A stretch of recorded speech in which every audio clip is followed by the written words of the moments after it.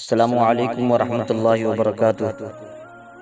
الصلاۃ والسلام علیک یا رسول اللہ وعلی آلک واصحابک یا حبیب اللہ صلی اللہ تعالی علیہ وسلم۔ محترم سامعین، آج کی اس ویڈیو میں آپ کو ان تمام چیزوں کے بارے میں تفصیل سے بتاؤں گا جن سے روزہ ٹوٹ جاتا ہے۔ یہ یاد ہے کہ میں روزے سے ہوں اور جان بوجھ کر کھا لیا یا پانی پی لیا یا ہم بستری کر لی یعنی بیوی سے وطی کر لی تو اس صورت میں روزہ ٹوٹ جائے گا۔ اسی طرح سے حقہ، سگریٹ اور بیڑی پینے سے بھی روزہ ٹوٹ جاتا ہے، اگرچہ اپنے خیال میں حلق تک دھواں نہ پہنچاتا ہو۔ اسی طرح پان یا صرف تمباکو، کھینی وغیرہ کھانے سے بھی روزہ ٹوٹ جاتا ہے، اگرچہ پیک تھوک دی ہو، کیونکہ اس کے باریک اجزاء یعنی چھوٹے چھوٹے ٹکڑے ضرور حلق میں پہنچ جاتے ہیں۔ اسی طرح شکر، گڑ وغیرہ ایسی چیزیں جو منہ میں رکھنے سے گھل جاتی ہیں، منہ میں رکھی اور تھوک کو نکل گیا تو اس صورت میں بھی روزہ ٹوٹ جائے گا۔ دانتوں کے درمیان کوئی چیز چنے کی مقدار یا اس سے زیادہ ہے اور اسے کھا لیا تو اس صورت میں روزہ ٹوٹ جائے گا، اور اگر چنے کی سائز میں نہیں تھی بلکہ کم ہی تھی مگر منہ سے نکال کر پھر کھا لیا تو اس صورت میں بھی روزہ ٹوٹ جائے گا۔ اسی طرح دانتوں سے خون نکل کر حلق سے نیچے اترا تو اب یہ دیکھا جائے گا کہ خون کی مقدار تھوک سے زیادہ تھی یا برابر۔ اگر خون کی مقدار تھوک سے زیادہ ہو یا برابر ہو تو روزہ ٹوٹ جائے گا، اور اگر خون کی مقدار تھوک سے کم ہو اور وہ حلق میں اترنے کے بعد اس کا مزہ حلق میں محسوس ہوا تو روزہ ٹوٹ گیا، اور خون کی مقدار تھوک سے کم ہونے کی صورت میں اگر اس کا مزہ حلق میں محسوس نہ ہوا تو روزہ نہیں گیا۔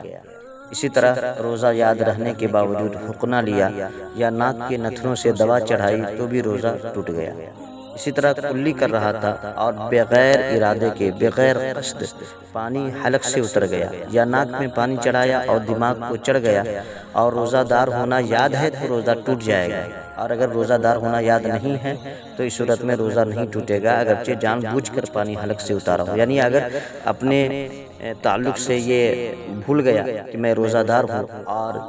کلی کر رہا تھا، پانی حلق سے نیچے آ گیا تو اس صورت میں بھول گیا تو روزہ نہیں ٹوٹے گا، اور اگر یاد ہے کہ میں روزہ دار ہوں اور بغیر ارادے کے بھی پانی حلق سے نیچے اتر گیا یا ناک میں دوا چڑھائی اور دماغ تک چڑھ گیا تو ایسی صورت میں روزہ ٹوٹ جائے گا۔ یوں ہی روزے دار کی طرف کسی نے کوئی چیز پھینکی اور وہ اس کے حلق میں چلی گئی تو اس صورت میں بھی روزہ ٹوٹ جائے گا۔ اسی طرح سونے میں یعنی نیند کی حالت میں پانی پی لیا یا کچھ کھا لیا یا منہ کھلا ہوا تھا اور پانی کا قطرہ یا بارش کا اولا حلق میں چلا گیا تو اس صورت میں بھی روزہ ٹوٹ گیا۔ اسی طرح دوسرے کا تھوک نگل لیا یا اپنا ہی تھوک ہاتھ میں لے کر نگل لیا تو روزہ جاتا رہا۔ منہ میں رنگین ڈورا وغیرہ رکھا جس سے تھوک رنگین ہو گیا، پھر اس تھوک کو نگل لیا تو روزہ اس صورت میں بھی ٹوٹ جائے گا۔ اسی طرح آنسو منہ میں چلا گیا اور اسے نگل لیا، اگر قطرہ دو قطرہ تو روزہ نہیں ٹوٹا، اور اگر زیادہ تھا کہ اس کی نمکینی پورے منہ میں محسوس ہوئی تو روزہ ٹوٹ گئے۔ یہی حکم پسینے کا بھی ہے کہ پسینہ منہ میں چلا گیا، اگر قطرہ دو قطرہ یہ قطرہ دو قطرہ ہے تو اس سے روزہ نہیں ٹوٹے گا، اگر زیادہ پسینہ منہ کے اندر چلا گیا کہ اس کی نمکینی پورے منہ میں محسوس ہوئی تو ایسی صورت میں روزہ ٹوٹ جائے گا۔ کھانے کا مقام باہر نکل پڑا تو حکم ہے کہ کپڑے سے خوب پوچھ کر اٹھے کہ تری بالکل باقی نہ رہے، اور کچھ پانی اس پر باقی تھا اور کھڑا ہو گیا کہ پانی اندر کو چلا گیا تو روزہ ٹوٹ جائے گا۔ اسی وجہ سے فقہائے کرام فرماتے ہیں کہ روزہ دار استنجا یعنی پاکی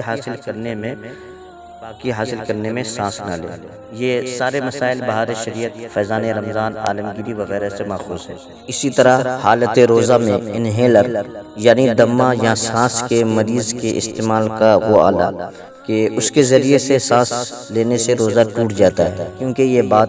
مشاہدے سے ثابت ہے کہ انہیلر میں موجود مادہ مائع کی صورت یعنی لیکوڈ فارم میں ہوتا ہے، چنانچہ اس کا وہی حکم ہے جو قصداً دھواں سونگھنے کا ہے۔ جیسے جان بوجھ کر دھواں سونگھنے سے روزہ ٹوٹ جاتا ہے، اسی طرح سے انہیلر کے ذریعے سے سانس لینے سے بھی روزہ ٹوٹ جاتا ہے۔ اسی طرح سے روزہ میں دانت اکھڑوایا اور خون نکل کر حلق سے نیچے اترا تو روزہ ٹوٹ گیا، اور اس روزے کی قضا بھی واجب ہوگی۔ عورت کا بوسہ لیا یا چھوا یا مباشرت کی یا گلے لگایا اور انزال ہو گیا تو ایسی صورت میں بھی روزہ ٹوٹ جائے گا۔ اسی طرح دماغ یا شکم کی جھلی تک زخم ہے، اس میں دوا ڈالی اور اگر دماغ یا شکم تک یعنی پیٹ تک دوا پہنچ گئی تو روزہ ٹوٹ گیا، خواہ وہ دوا تر ہو یا خشک ہو۔ اور اگر معلوم نہ ہو کہ دماغ یا شکم یعنی پیٹ تک پہنچی یا نہیں پہنچی تو ایسی صورت میں اگر وہ دوا تر تھی جب بھی روزہ ٹوٹ جائے گا، اور وہ دوا اگر خشک تھی تو نہیں ٹوٹے گا۔ ایسی چیزیں جو بطور عادت کے لوگ استعمال کرتے ہیں جیسے پان، چھالیا، تمباکو، گل اور گڑاکو، دوہرے وغیرہ، ان تمام کے چبانے سے روزہ ٹوٹ جائے گا، اگرچہ استعمال کرنے والا اپنے خیال میں یہ سمجھے کہ حلق کے نیچے کچھ نہیں گیا، کہ بہار شریعت کی تشریح کے مطابق اس کے باریک اجزاء ضرور حلق میں اتر جائیں گے، کہ انسان اسے لاکھ حلق میں جانے سے روکنے کی کوشش کرے، مگر ان چیزوں کی چونکہ شدید خواہش ہوتی ہے اس لیے اضطراراً بھی یہ چیزیں حلق سے نیچے اتر جاتے ہیں۔ یہ فتاوی بحر العلوم جلد 2 صفحہ نمبر 276 میں ہے۔ منجن اور ٹوتھ پیسٹ وغیرہ کے باریک اجزاء حلق سے اتر گئے تو روزہ ٹوٹ جائے گا، اور اگر نہ اترے تو روزہ نہیں ٹوٹے گا، البتہ ایسی چیزوں کو منہ میں رکھنا روزہ کو مکروہ کر دے گا۔ فتاوی رضویہ جلد 4 صفحہ نمبر 578 میں تمباکو جسے خینی کہا جاتا ہے منہ میں رکھنے کو روزہ توڑنے والا بتایا ہے۔ گل بھی اسی قسم کی ہے، خینی کی طرح گل کا استعمال کرنے سے بھی روزہ ٹوٹ جائے گا، وہ بھی مفسد صوم ہے۔ بعض لوگ رمضان المبارک میں گل کرتے ہیں اور سمجھتے ہیں کہ روزہ نہیں ٹوٹتا، ایسا ہرگز نہیں ہے، گل کرنے سے روزہ ٹوٹ جاتا ہے۔ فتاوی بحر العلوم جلد 2 صفحہ نمبر 276۔ گٹکا جیسے سکر، پراگ، پان پسند اور اس کی جتنی بھی قسمیں ہیں سب روزہ توڑنے والی ہیں، کہ اس کے باریک اجزاء یقیناً حلق میں پہنچ جاتے ہیں۔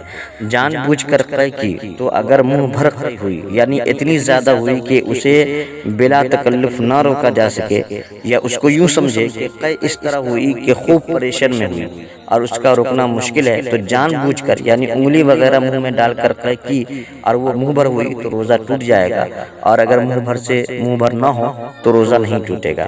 اور اگر بلا قصد یعنی کہ خود سے قے ہوئی تو روزہ نہیں ٹوٹا، البتہ اگر اس میں سے چنے کے برابر بھی واپس لوٹا کر اسے حلق سے نیچے پہنچا دیا تو ایسی صورت میں روزہ ٹوٹ جائے گا۔ قے کا یہ حکم اس وقت ہے کہ قے میں کھانا آئے یا صفرا یعنی کڑوا پانی یا خون آئے، بلغم کی قے خواہ منہ بھر ہو، اس سے روزہ نہیں ٹوٹے گا۔ ماخوذ بہار شریعت جلد 1 صفحہ نمبر 988۔